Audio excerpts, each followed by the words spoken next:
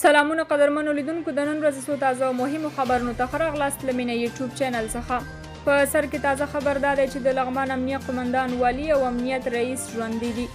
دا اوسنی عکس دی. دا یو د لغمان قمندان د امنیه لطف الله کامران، بل د لغمان د ملي امنیت رئیس شاهد الله شاهد دی، او دا بل د ګیري والا عکس د لغمان د ولایتي شورا رئیس عتیق الله عبدالرحیم زی دی. د لغمان والي واحد زی عکس کې راغلی نه دی، خو هغه هم ورسره دی. څلور واړه ژوندي دي، یو ځای په لاندې خونه کې بندي دي.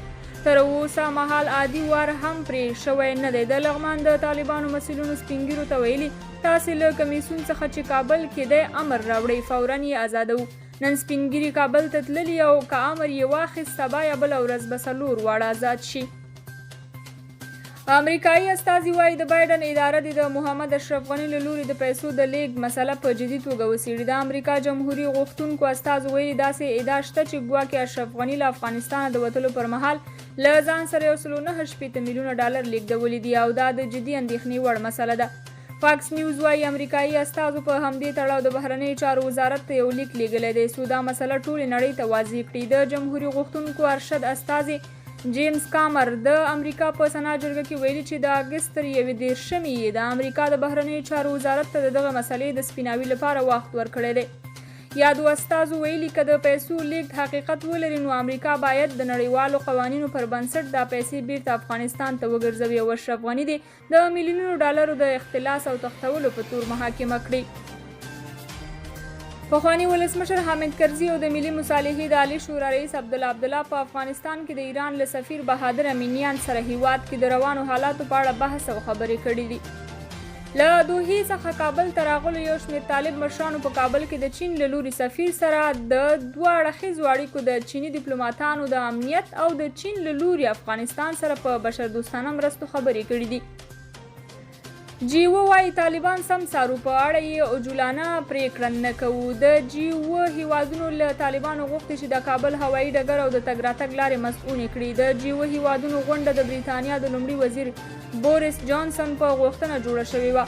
په دې غونډه کې د نړۍ 7 صنعتي هیوادونو ګډون کړی و او ټولو ټینګار کړی چې د کابل هوایي ډګر باید خوندي شي او تر ټاکل شوې نیټې وروسته دې هم خلکو ته د تګ راتګ اجازه ورکړل شي. جیو هیوادونو دغه راز ویلي چې دوی د طالبانو پر خبرو نه بلکې د دوی پر عمل باور کوي او د دې غوښتونکي دي چې دغه ډله نړیوالو قوانینو ته درناوی وکړي او بشري حقونه رعایت کړي. د بریتانیا لومړي وزیر دغه راز ویلي چې له طالبانو سره د اړیکو په لټه کې هم دی او هڅه کوي په بیړه د دغې ډلې په اړه پریکړه ونه کړي. نړیوال بانک په افغانستان کې د خپلو فعالیتونو تمویل بند کړ. د نړیوال بانک ویاند ویلي دي وروسته له هغې چې طالبانو کابل ونیو د یاد بانک رهبري پلاوي د سې شنبې په ورځ اګست 23 د افغانستان د وضعیت تر ارزولو وروسته پریکړه وکړه چې له هغه هیواد سره پولي پرداختونه بندي شي. د نړیوال بانک ویاند زیاته کړه دا بانک د افغانستان د اوسني وضعیت او همدارنګه د رشد راتلونکي او په ځانګړي ډول د میرمنو په اړه ژوره اندېښنه لري. د نړیوال بانک دې چارواکي زیاته کړه دا بانک به له نړیوالې ټولنې او خپلو پراختیایي شریکانو سره د افغانستان د اوسني وضعیت او په هغه هیواد کې د لاسته راوړنو د ساتلو په اړه سلا مشورې ته دوام ورکړي. وروسته له هغې چې طالبانو د اګست په 15 نیټه کابل ونیو، بهرنیو مرسته کوونکو اعلان وکړ چې لږ تر لږه د لنډ وخت لپاره له افغانستان سره خپلې مرستې بندوي. د پاکستان د بهرنیو چارو وزیر د 4 هیوادونو تاجکستان، ازبکستان، ترکمنستان او ایران سفر کړی دی په داسې حال کې چې طالبانو په 15 د اګست کابل او د افغانستان زیاتره برخې نیولې دي. د پاکستان د بهرنیو چارو وزارت ویلي قریشي د 24 نه تر 26 اګست پورې د 4 هیوادونو په سفر دی. ویل شوي نوموړی به په دغه سفر کې په افغانستان کې بدلیدونکو حالاتو او دوه اړخیزو اړیکو باندې د 4 هیوادونو د لوړپوړو چارواکو سره خبرې کوي. د بهرنیو چارو وزارت ویلي د یادو هیوادونو سره به قریشي د افغانستان په حالاتو مشورې او د پاکستان نظر شریک کړي. پاکستان وایي په دې باور دی چې د افغانستان ګاونډي هیوادونه د افغانستان او سیمې د سولې، ثبات او امنیت په لړ کې مهم رول لري او دا مهمه ده چې د ګاونډي هیوادونو د یو بل سره نږدې اړیکې وي چې رامخې ته یې ننګونې یا چلنجونه حل کړي. د امریکا ملي راډیو یا NPR وايي پر افغانستان د طالبانو له ولکې تر یوې اونۍ زیات وخت تیر شوی، خو دغه هیواد کې مرګ ژوبله تر ټولې ټیټې کچې ته رسېدلې او ورو ورو په ښارونو کې ژوند عادي حالت ته راګرځېدلی. NPR وايي په داسې حال کې چې د ټولې نړۍ سترګې د طالبانو کړنو ته متوجه دي، خو هیڅ داسې څه تر دې دمه نه دي پېښ شوي چې طالبان پرې وځپل او یا وغندل شي. سرګیلاروف وايي افغانان په خپلو انتخابونو کې د بشري واک خاوندان دي. روسیه وايي امریکا او غرب د افغانستان او افغانانو په چارو کې لاسوهنې تیر شي. د روسیې د بهرنیو چارو وزیر سرګیلاروف په تازه څرګندونو کې ویلي چې اروپایي ټولنه پر دوی افغانستان کې د نفوذ لرلو تور لګوي. د لاروف په وینا روسیه هیڅ وخت د افغانستان په کورنیو چارو کې لاسوهنه نه کوي، خو له غربي هیوادونو او امریکا هم غواړي چې دې مسلې ته متوجه وي.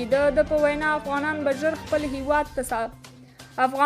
خپل هیواد ته ثبات او امنیت راولي، نو بیا د دوی خپل واک دی چې له روسیې او چین سره درېږي. کله غربي هیوادونو سره سرګیلاروف دغه راز ویلي چې په سیمه کې د ثبات لپاره هڅه کوي او تر ټولو ډېر تمرکز یې پر دې دی چې سیمه د ترهګرو له فعالیتونو او احتمالي خطرونو خوندي وي. ملګري ملتونه وايي افغانستان کې مو د ټولو کارکوونکو امنیت خوندي دی. ملګري ملتونه وايي په افغانستان کې کارکوونکو ته هیڅ رازګواښ او خطر نه جوړیږي. د ملګرو ملتونو عمومي منشي انټونیو ګوتریش په تازه څرګندونو کې ویلي دوی له ټولو امکاناتو استفاده کوي چې په افغانستان کې د خپلو کارکوونکو امنیت خوندي کړي. هغه په افغانستان کې د ملګرو ملتونو کارکوونکو ته ډاډ ورکړی چې امنیت یې خوندي دی او هیڅ راز خطر د دوی ژوند ته متوجه نه دی. انټونیو ګوتریش همداراز په افغانستان کې د ملګرو ملتونو د ماموریت پر دوام ټینګار کړی، وایي چې په دې سختو شرایطو کې په افغانستان کې خپلو بشردوستانه مرستو او همکارۍ ته ادامه ورکوي او هڅه کوي افغانستان ته د دایمي ثبات او سولې په راتګ کې اغیزناک رول ادا کړي. جنوبي کوریا هم وایي چې دوی له افغانستان خپل شاوخوا 300 همکاران وباسي. دغه هیواد د حکومت له لوري په خپرې شوې اعلامیه کې راغلي دي دوی پریکړه کړې چې خپلو لسګونه افغان کارکوونکو ته پناه ورکړي، ځکه په دې شرایطو کې د دغه کسانو ژغورل د جنوبي کوریا اخلاقي مسؤلیت دی. جنوبي کوریا وایي چې له یادو کسانو سره یې کورنۍ هم لیږدول کیږي. او په وروستي خبر کې بیا هم روسیه افغانستان ته 4 الوتکې استوي څو له دغه هیواد څخه خپل سلګونه اتباع وباسي. د روسیې انټرفاکس خبري اژانس ته هغه هیواد د دفاع وزارت د چارواکو په حواله راپور ورکړی دی چې ټاکل شوی د الوتکې د هغه هیواد 1500 اتباع له افغانستان څخه وباسي. روسیه د نړۍ یو تر ټولو وروستی هیواد دی چې د طالبانو لخوا د کابل تر نیول کېدو وروسته هڅه کوي خپل اتباع له دغه هیواد څخه وباسي. درنو کتونکو د دې سات خبرونه تر همدې ځای او تر بیا نورو خبرونو خوشاله شئ. به ولرئ. د الله په امان.